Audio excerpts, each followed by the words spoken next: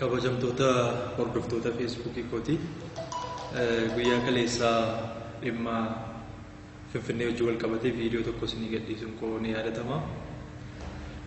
Viidiyoo sana irratti hundaa'uudhaan namoonni baay'een yaada gaggaarii karaa keessaas koomentiidhaan isaan geessanii turtanii warri jajjabeessitanis warri wanta sirreeffadhu natti himtanis baay'ee galatoomaa jechuun barbaada.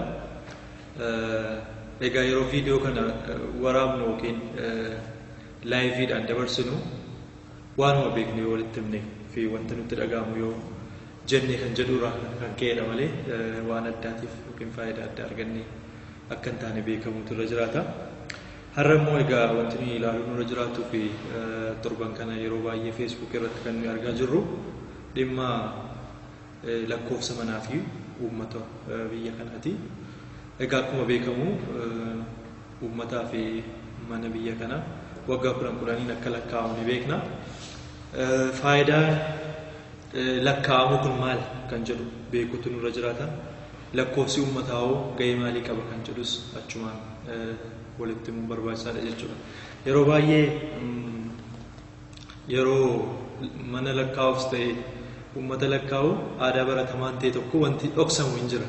Tarii mootummaan gibira nutti baay'isuu fi wanta nuyi itti himne irratti hundaa'ee dhiibbaa siyaasaa nurraan ga'uu fi kan jedhuun yeroo baay'ee akka hojiitti lakkaa'amu ture jechuudha.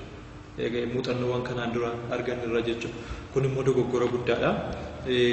Dogoggora kanaan dura uumameen immoo baay'ee akka miidhamaa turre beekuun hin danda'ama. Inni kunis karaa dinagdee miidhamneerra, karaa siyaasaas miidhamneerra, karaa hawaasummaas miidhaan nurra ga'eera jechuudha.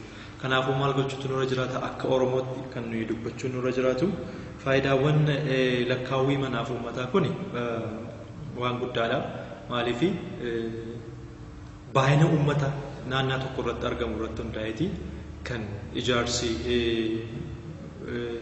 bu'uura yookiin immoo kanneen akka daandii, mana barumsaa, hospitaalaa, kolleejiiwwan, yuunivarsiitiiwwan garaagaraa kan isaan ijaaraman baay'ina uummata naannoo sanaa irratti hundaa'eeti jechuudha. Fakkeenyaaf aanaan tokko nama 200,000 qabdu nama 100,000 yoo galmeessiste wanti aanaa sanaaf yookiin tajaajilli ijaarsawwan misooma bu'uura kan nama 100,000 jechuudha kan achi deemu jechuudha. Kanaafuu waan salphaa miti. Namni maatii 10 qabu maatii 5 yoo galmeessise maybe mootummaan deeggarsa kan godhu yoo ta'e illee kan nama 5 qofa akka argatu jechuudha. Kanaafuu ijaarsawwan misooma bu'uuraa kanneen garaagaraa argachuudhaafis baay'inni uummata keenya sirriitti galmaa'utu irra jiraata. Utuun dhoksin qaamolee lakkaa'anii wajjin waliigallee guddisnee illee himuutu gaarii ta'a malee dhoksuun barbaachisaa akka hin taane keessumaa akka Oromiyaatti aadaawwan baratamaa kanaan dura akka waan hojii tuffatamaa wayii akka waan salphaa wayiitti ilaaluudhaan bira darbuun miidhaa akka nurraan ka'aa ture ni beekne jechuudha. Keessumaa Oromiyaan bal'aadha. Ijaarsawwan misooma bu'uuraa kuni heddumminaan gadi bu'ee waan hin jirreef amma garuu kana cimsinee dhimma kanaaf xiyyeeffannoo laannee irratti hojjechuutu nurra jiraata jechuudha. Asuma irratti kan biraa jira. Siyaasa Oromoo keessatti yeroo ammaa kana keessatti dorgommii adda addaatu jira. Maltii paartii siisteemii hordofaatiin ni jira. Akkuma ammoo kennaa beennuuti. Yeroo ammaa kana keessatti paarlaamaa irratti sagaleen kan kennamu yookaan immoo teessoon paarlaamaa kan qoodamu lakkoofsa uummataati irratti lakkoofsa sabaati irratti hundaa'eeti. Kanaafuu injifannoo siyaasaa keessatti argachuudhaafis of dura uummanni keenya lakkaa'amuun isaa baay'inni isaa beekamuun isaa namni tokko sun nafi lakkaa'amuun isaa siyaasa Oromoo hadha birgaame kana gara afootti tarkaanfachiisuudhaaf faayidaan inni qabu hin jiru. Gara sanatti dhufaan jira. Inni lammaffaan ramaddii baajataa wajjin wal qabateeti.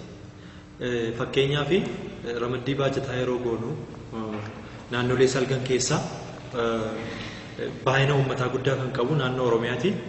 Bajetni hojii raawwachiiftuu garaagaraallee akkaataa baay'ina uummataatiin kan inni ramadamu waan ta'eef baay'inni nama tokkollee achi keessa yoo kan dhoksamu ta'e baajata nama tokko dhoksanii jechuudha. Kanaafuu ramaddii baajataa irratti illee lakkoofsi uummataa baay'ee ga'ee guddaa qabu jechuudha.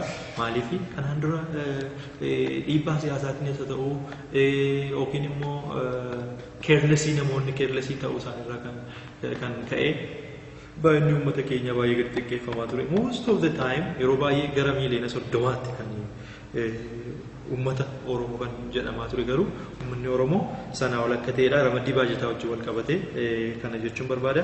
Siyaasa biyya kanaa keessatti immoo siyaasa biyya kanaa keessumaa filannoowwan yeroo gaggeeffaman manni bakka bu'oota mana maree uummataatii fi hanga gandaatti illee hanga aanaatti illee gadi bu'aniiti kan namoonni filataman jechuudha. Akka baay'ina uummata naannoo sanaatti jechuudha kan manni maree bakka bu'oota uummataa kan isaan filaman jechuudha.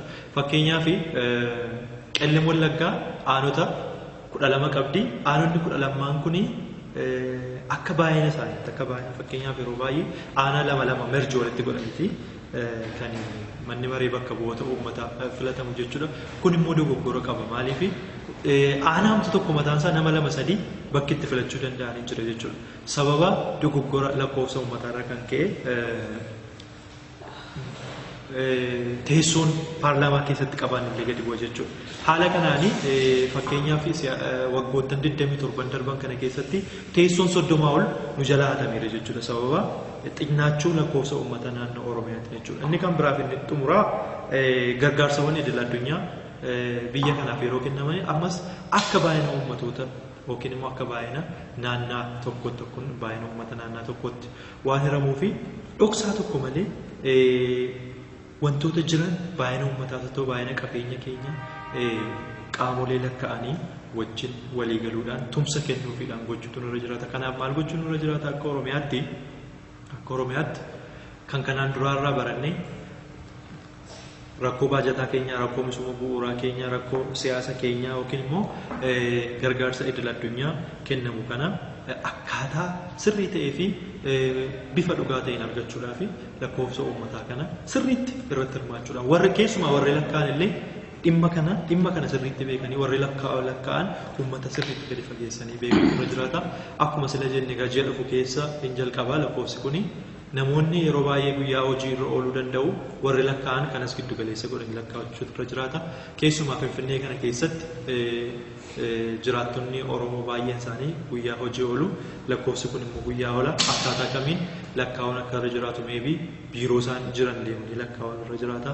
Or sanbata xiqqaaf sanbata guddaallee irra deemanii lakkaa'utu irra jiraata. Namni garuu lakkaa'amuu lakkoofsa keessa of galchuun akka carraa guddaa ta'etti beekuutu irra jiraata. Lakkaa'amuun ammayyummaa akka ta'etti beekuutu irra jiraata.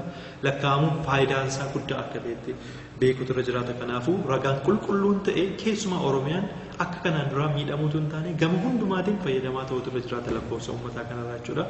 Maaliif siyaasa keessatti gahee qaba jenneerra, dinagdee irratti rakkoo gahee qaba jenneerra, gama hawaasummaatiin illee rakkoo gahee qaba jenneerra. Kanaafuu fooyyessuutu irra jiraata kan kanaan duraarraa haala gaarii ta'ee fi bifa qulqullina qabuun lakkaa'amee xumuramuutu irra jiraata. Kanaafuu namni hundumtuu xiyyeeffannootti kennee ani lakkoofsa bara kana lakkoofsa uummata Oromoo kana keessa galuutu irra jiraata. Ijoolleen koo galuutu irra jiraata.